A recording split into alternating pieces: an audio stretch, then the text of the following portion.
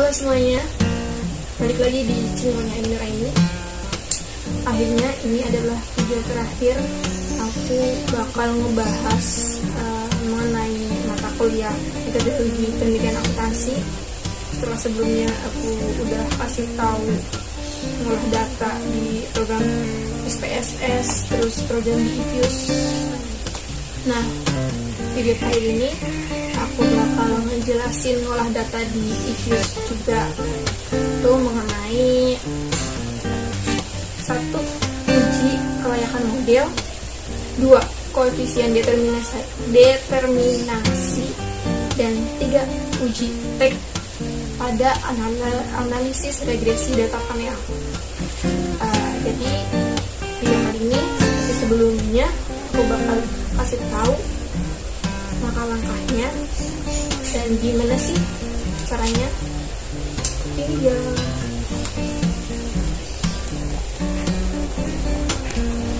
Nah, ini aku udah buka program IFIUS-nya dan ini masih menggunakan data yang lama seperti di video-video sebelumnya.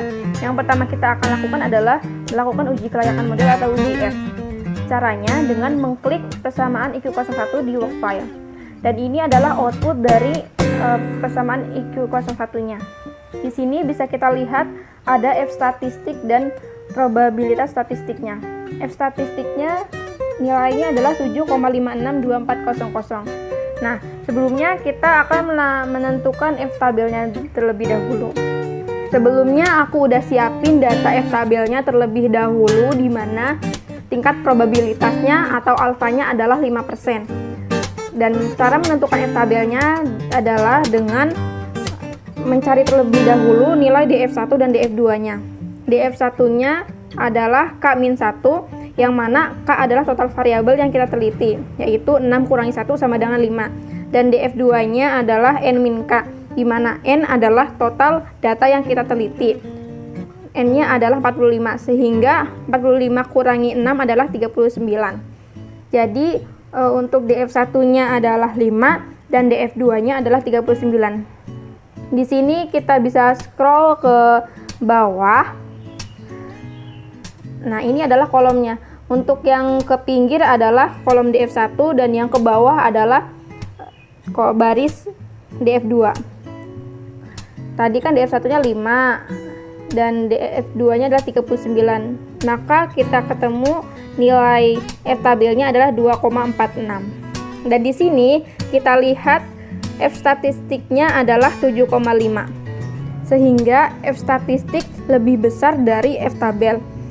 Maka dengan demikian dapat disimpulkan bahwa variabel-variabel independen dalam penelitian ini yang terdiri dari size, ROA, DAR, NPF, dan suku secara bersama-sama memiliki pengaruh terhadap ISR.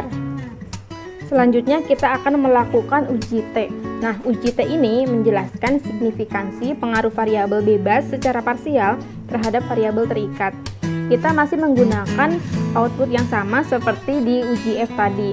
Di sini kita bisa lihat di variabelnya ada size, ROA, DAR, NPF, dan suku. Kemudian ada koefisiennya. Terus ada juga T statistiknya. Nah, sebelumnya aku juga udah siapin data T tabelnya terlebih dahulu. Dan ini adalah T tabelnya. Nah, gimana sih cara menentukan T tabelnya? Yang pertama kita tentukan dulu DF-nya, di mana DF itu N-K. Yang mana N adalah yang seperti kita tahu tadi, N-nya adalah 45, K-nya 6. Sehingga 45 kurangi K atau 6 sama dengan 39. Dan kita tentukan probabilitasnya, yakni 5% atau 0,05.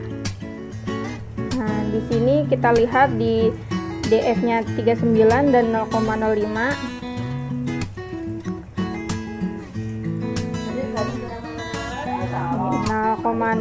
Oke, yang ini ya, 0,05 di DF 39 nilainya adalah 2,02269. Nah, kita balik lagi ke program IFIUS-nya. Di sini kita bisa lihat dari T statistiknya ada nilai-nilainya 2,27, 5,1, 0,8, 1,3 dan seterusnya. Nah, di sini kita lihat dulu nih di variabel size-nya, nilainya adalah 5,135. Nah, yang mana variabel size ini, T statistik dari size lebih besar dari T tabel, yang mana tadi T tabelnya itu kan 2,02269. Sehingga T statistik size itu lebih besar dari T tabel. Maka dalam penelitian ini variabel size memiliki pengaruh terhadap pengungkapan Islamic Social Reporting atau ISR. Kemudian yang kedua ada variabel ROA. Di sini ada ROA, nilainya adalah 0,89899, yang mana T statistik ROA ini lebih kecil dari T tabel dengan 2,02269, sehingga variabel ROA ini tidak memiliki pengaruh terhadap ISR. Kemudian yang ketiga ada variabel DAR. DAR ini nilainya 1,352883, yang mana T statistik dari DAR lebih kecil dari T tabel. Maka dapat disimpulkan bahwa variabel DAR dalam penelitian ini tidak memiliki pengaruh terhadap pengungkapan ISR. Kemudian yang keempat ada NPF. NPF ini nilainya 2,27796.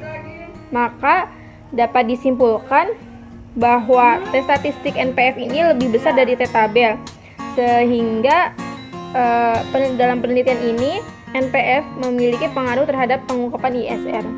Dan yang terakhir ada variabel suku, yakni nilainya 0,37. Sehingga T statistik dari variabel suku ini lebih kecil dari T tabel. Maka dapat disimpulkan bahwa variabel suku dalam penelitian ini tidak memiliki pengaruh terhadap pengungkapan ISR. Selanjutnya kita akan melakukan koefisien determinasi. Nah, masih menggunakan persamaan IQ01 seperti yang tadi. Di sini kita lihat ada adjusted R square. Ini nilainya adalah 0,427173. Artinya bahwa variasi perubahan naik turunnya ISR dapat dijelaskan oleh size, ROA, DAR, NPF, dan suku sebesar 42,7%. Sementara sisanya yaitu sebesar 57,3% dijelaskan oleh variabel-variabel lain yang tidak diteliti dalam penelitian ini.